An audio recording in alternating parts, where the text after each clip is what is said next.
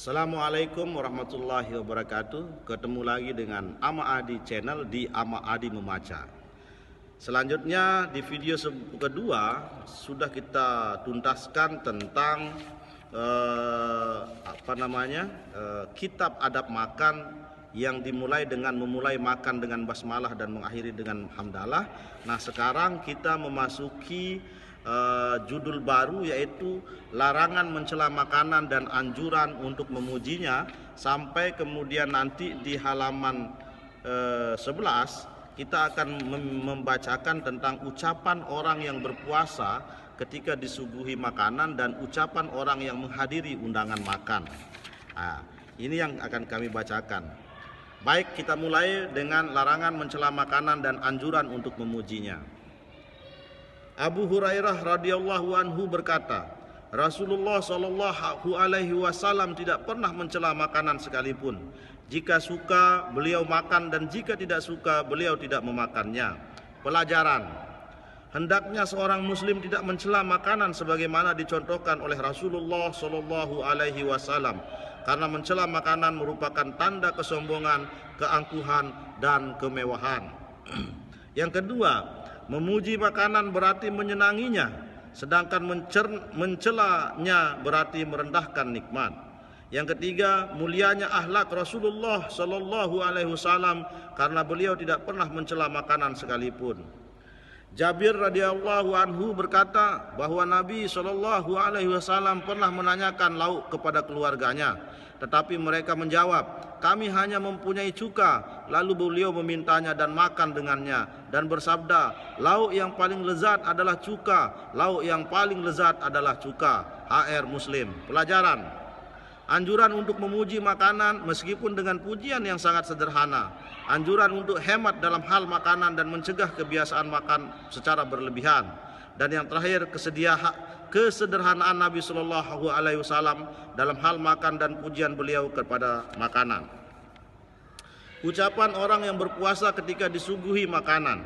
Abu Hurairah radhiyallahu anhu berkata, Rasulullah Shallallahu Alaihi Wasallam bersabda, apabila salah seorang di antara kamu mendapat undangan untuk makan, ia harus datang. Jika ia berpuasa, doakanlah, dan jika tidak berpuasa, makanlah. Pelajaran: anjuran untuk memakan hidangan yang telah disediakan pada acara walimah pernikahan atau yang lain. Ucapan orang yang menghadiri undangan makan. Abu Mas'ud Al-Badri radhiyallahu anhu berkata, seseorang mengundang Nabi sallallahu alaihi wasallam untuk menikmati makanan yang dibuatnya cukup untuk 5 orang. Namun ada seseorang menyertai mereka. Ketika sampai di pintu, Nabi sallallahu alaihi wasallam berkata kepada Abu Mas'ud, orang ini menyertai kami. Jika kamu mengizinkan, ia masuk, dan jika tidak, ia kembali. Muttafaq alaih. Pelajaran: dijelaskan bahwa Nabi Shallallahu Alaihi Wasallam meminta izin kepada orang yang mengundang beliau, sebab beliau tidak tahu apakah orang yang mengundang itu bersedia menerima orang yang bersama beliau atau tidak.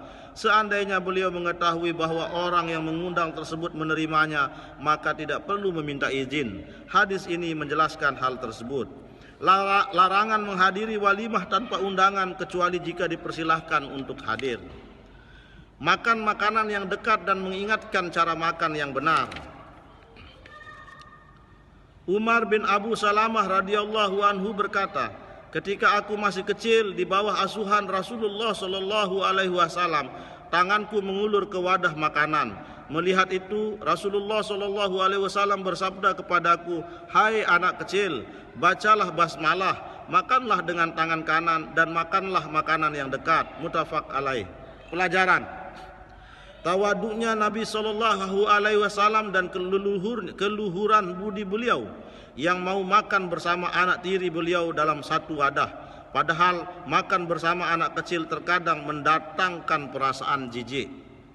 Usaha Nabi Shallallahu Alaihi Wasallam mendidik Umar bin Abu Salamah tentang adab makan dalam Islam. Salamah bin Al-Aqwa radhiyallahu anhu berkata bahwa ada seorang yang makan bersama Rasulullah sallallahu alaihi wasallam dengan tangan kirinya.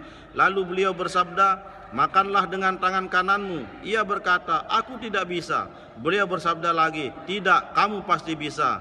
Yang menghalangi orang makan dengan tangan kanan adalah kesombongan. Akhirnya orang tersebut tidak dapat mengangkat tangannya ke mulutnya. HR Muslim.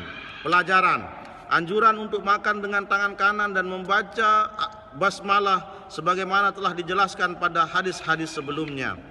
Doa buruk Nabi Shallallahu Alaihi Wasallam untuk seseorang yang membohongi beliau karena kesombongannya dan menentang perintah beliau.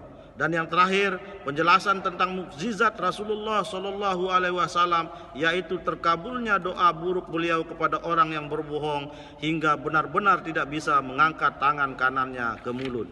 Demikian kita simak bacaan syarah dan terjemahan Riyadhus Shalihin jilid 2 karya Imam Nawawi.